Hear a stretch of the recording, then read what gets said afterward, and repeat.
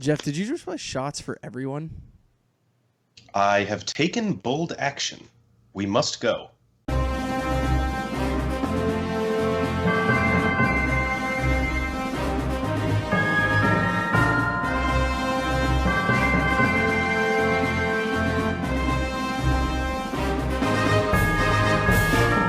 Hey guys, welcome in to the Bro 4 Squad podcast. This is our review of Agents of S.H.I.E.L.D. Season 6, Episode 6, titled Inescapable. And I think, unlike last week, this time I actually fucking got the season number and episode number right.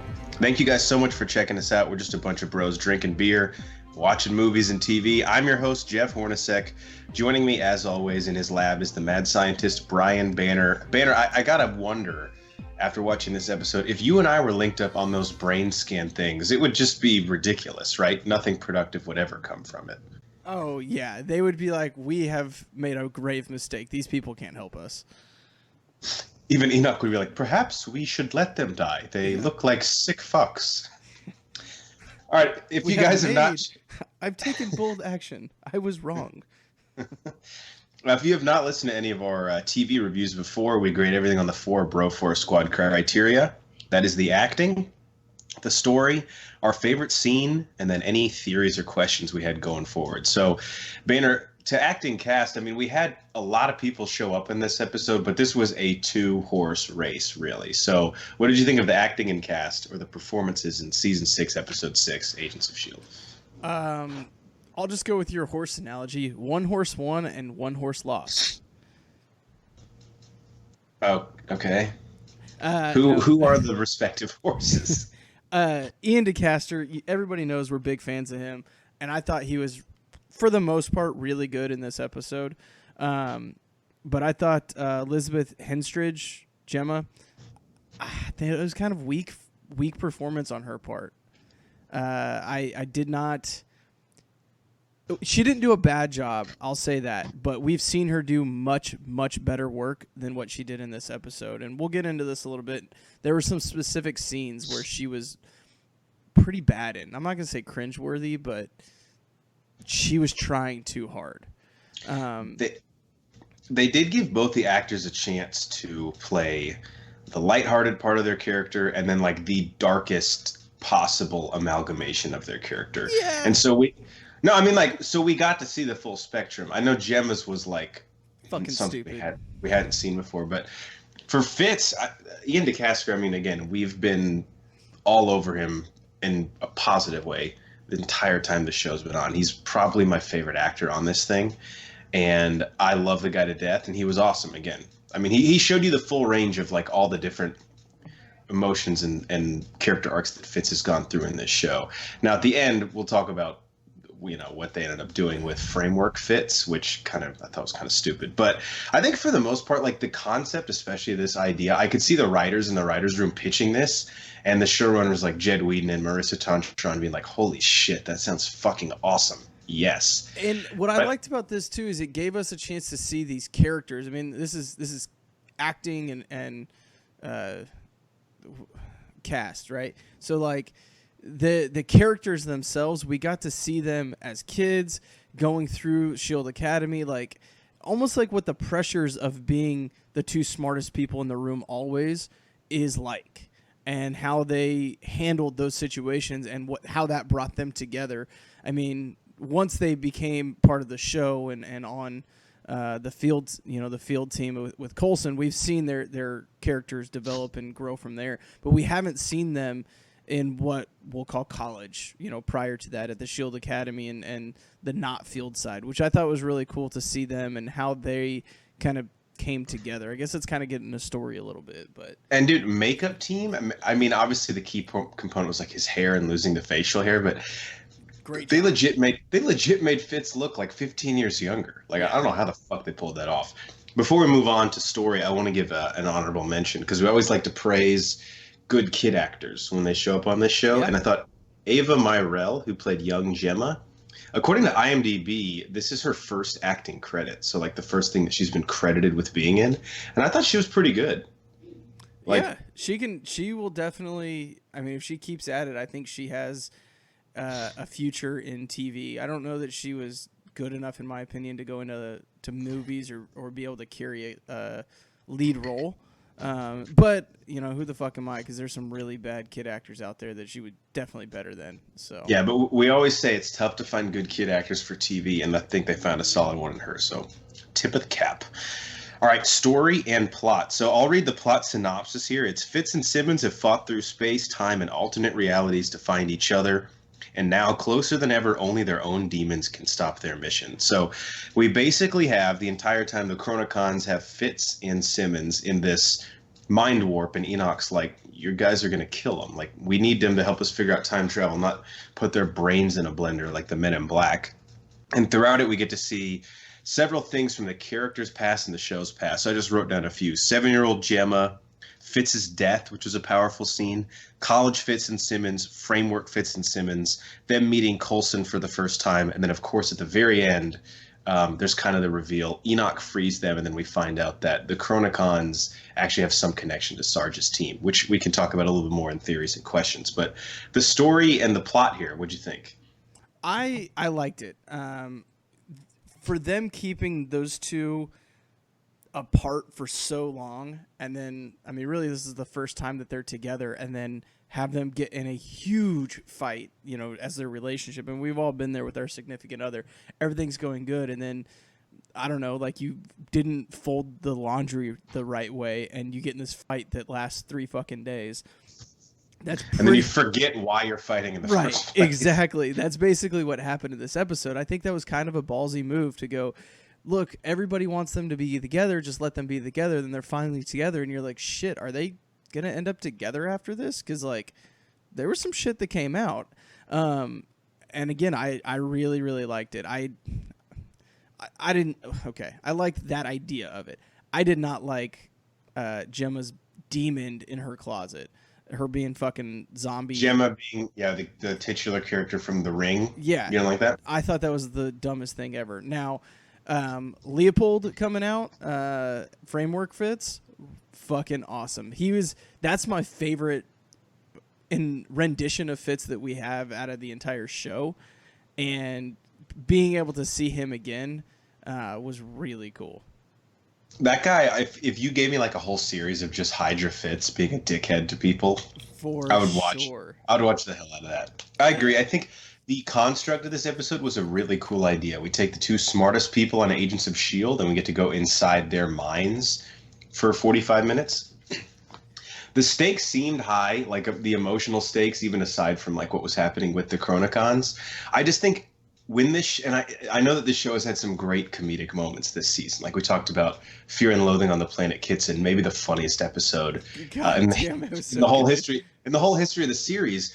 But I think this one really pulled its punches emotionally. Like at the very end, we're really feeling it. Where they're in what's the name of that chamber that Fitz built that they're always in? The containment room. The containment room, yeah. When they were in that, man, those emotional beats were hitting.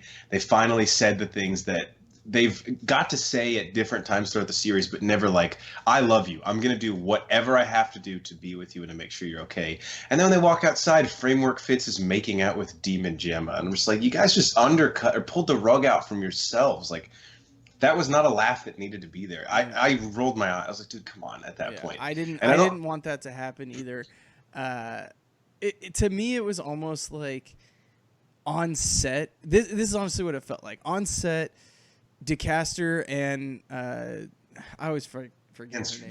Henstridge. We're just joking around on set, like it was almost like a blooper. And the editors were like, you know what? We can use this. They go to whoever they go to and are like, hey, we're gonna throw this in there. Are you cool with that? And they're just kinda like, yeah, whatever. That's what it felt like to me. Like it was a blooper. It was a blooper. It shouldn't have been. Yeah.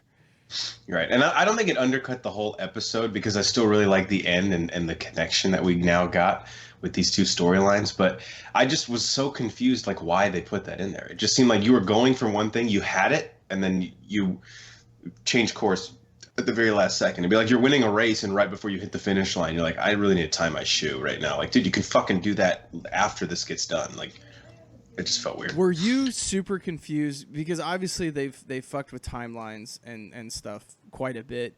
Were you super confused when he proposed to her again? Yeah, I remember I texted you. I Yeah, was like, I was like, they're already fucking married, or like, did but I imagine that? yeah, they did do a good job though of kind of early in the episode, sort of explaining the rules of their like inside of their minds. So Yeah. you started to realize like, okay, all of this is a construct of their own like subconscious, as opposed to like taking everything at face value and being like, what the fuck the whole time. I thought Yeah. they did a really good job of how to present that. No, they did a really good job of explaining what they wanted to do. Again, I just think, and maybe it's because we got more of Fitz's dark side, which is what they were pulling out, than we have Gemma's. It just Gemma's dark side, in my opinion, didn't work.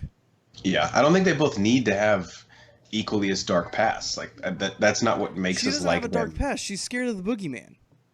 Yeah, well, that's dark to some people, man. Come on. All right, best scene. Mine, I'll go first on this.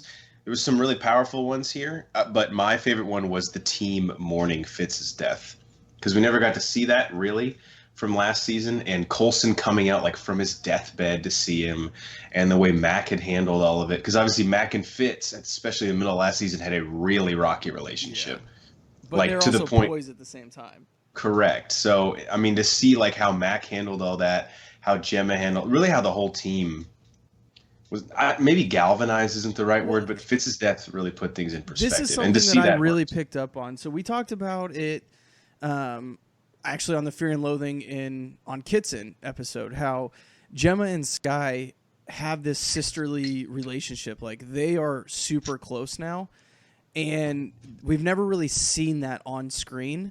That scene right there, all of a sudden it clicked and I was like, I get it. I fucking get it. She was there for her in her darkest moment when she needed her to be, and that kind of solidified why they were able to have that girls' night out on Kitson. That's a really good point. They've been together a lot in the show, but never have had that the type of connection that they've had the last 10 episodes, and that did a really good job of sort of stitching last season to this season, helping us understand. All right, oh, so this is why they're like that as characters. They're boys. What was your favorite scene of this episode? So my favorite scene was going to be in the containment room when they're yelling at each other, and I love you, and I'm going to do this forever. I don't know why we're yelling, and then all of a sudden everything is fine until Framework Fits and Demon Gemma start making out. That automatically bumped that to an honorable mention or even below that. So It's true, though. I get it. like it was a great scene until then. We already talked about that. But I am going to say my best scene was I guess it's not when they met, but when Gemma came to Fitz's dorm room and they started discussing. I love that scene. I don't even know what the fuck they were discussing, honestly. I'm too stupid to understand that. But that was a really good scene, and that's kind of when Fitzsimmons, which again everybody thought was one person, was born. Mm-hmm. And I thought that was really cool. Him explaining, is this my memory or yours? And Jimmy goes, we share this memory together. I thought that was like a really, for lack of a better term, that was just a really sweet line. I was like, oh, fuck, Another love these really two. cool thing that they did with this episode was you're going through the memories, and then like literally mid-sentence or mid-thought, they switch to like, this is my memory. You know, like those transitions, like you said right there, they did a good job of explaining to us and showing us what actually happened, but then flipping the switch and saying, hey, this is real life. Yeah, which is important because for these two, especially for future Fits now, he's having a hard time distinguishing like, okay, what happened with me, and like how did you end up here, or how are we in the same timeline? All right, end of this one, theories and questions. So the very end scene, Mac basically explains that the Chronocon planet fell victim, if I interpreted this right, to the demon bats. Correct? Like that's what I believe that is, if they didn't say it, that's what they're implying. Okay. So my question is, do you think the Chronocons know about Sarge's team's involvement with that? Because we still don't exactly know the origin of the demon bats, and that so far is playing up to be, I guess the Shrikes is their official name, but demon bats sounds way more I was just about cool. to say, I'm pretty sure they actually said what they are, but they're the demon bats. Right. We're in protest. We are referring to them as demon bats henceforth. But that's playing up like whatever their origin is or how they're unleashed. That's going to be the big fucking reveal, I think, right? Like, what are they? And will the Chronocons figure out? I'm sure they will, but Sarge's team's involvement, because that seems to be where this is headed, right? Yeah, I mean, we know that is now the connection that's going to get the two storylines together. You know what I mean? Right. So it has to be the big reveal. If that's not the big reveal, it's going to be kind of stupid. Like, what the fuck? Because they weren't building to anything else other than this. And so then whose motive, or like what's the motive to destroy the Chronocon planet, I wonder? You know? And the only thing I can think is if the Chronocons somehow invented or created the demon bats. And Sarge, and the demon bats didn't necessarily take over it. Sarge's team is who destroyed their planet. And maybe the Chronocons are lying to Fitz and Simmons, because she said like a molten like explosion happened on their planet, right? Yeah, I don't So know what that means. Athara's either fucking like misinformed, or she's just lying out of her ass. I'm guessing it's the second one, because we haven't seen her to be a very reprehensible person. Yeah, on this show. she hasn't been very trustworthy thus far. Right. But yeah, that's the only logical thing that makes sense to me. But I've also been extremely wrong about a lot of stuff on this show. As is tradition, so am I.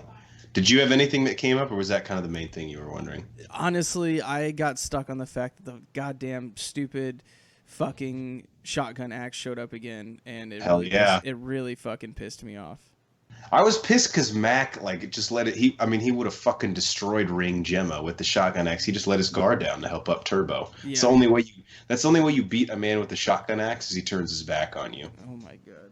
As we all know. No, there's so many ways to beat a shotgun axe. It's not even funny.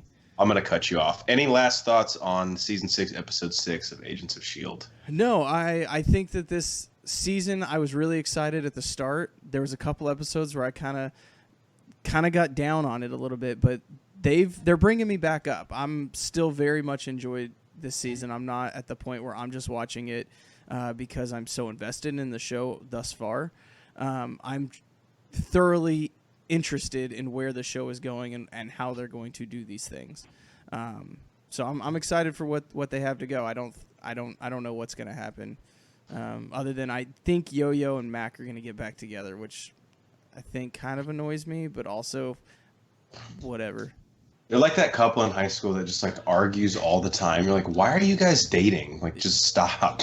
Yeah. We only have 13 episodes this season, so halfway through the next episode, we'll be halfway done with it. And so that's crazy. Yeah, it's flying by, man. And since they know they're getting a season 7, there's definitely a chance that this could end on a cliffhanger, or the way that the story is segued to continue next season intentionally, as opposed to the last few years where they've been like, I mean, we're going to end this and we'll tease you something, but hopefully we get renewed. We don't quite know yet. Yeah. So they already know. All right. If anyone's out there, please comment below. I said like we're trapped in the bottom of a well, because I know Trend Pimp's listening. Comment below your theories, your opinions. We want to hear them on Agents of S.H.I.E.L.D. Season 6. For the mad scientist, Brian Banner, I'm the mayor, Jeff Hornacek. Thank you guys so much for listening to us. Please follow us on Twitter at Bro4Squad.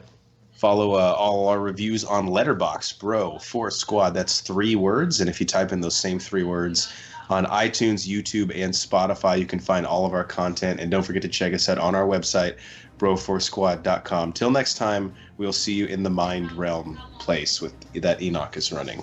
The Mind Realm place. Yeah, I don't want to get too technical, but I had to there. Sorry. I understand. We'll just put a description of what you meant in the description. We'll Wikipedia link out the page for Mind Realm Place.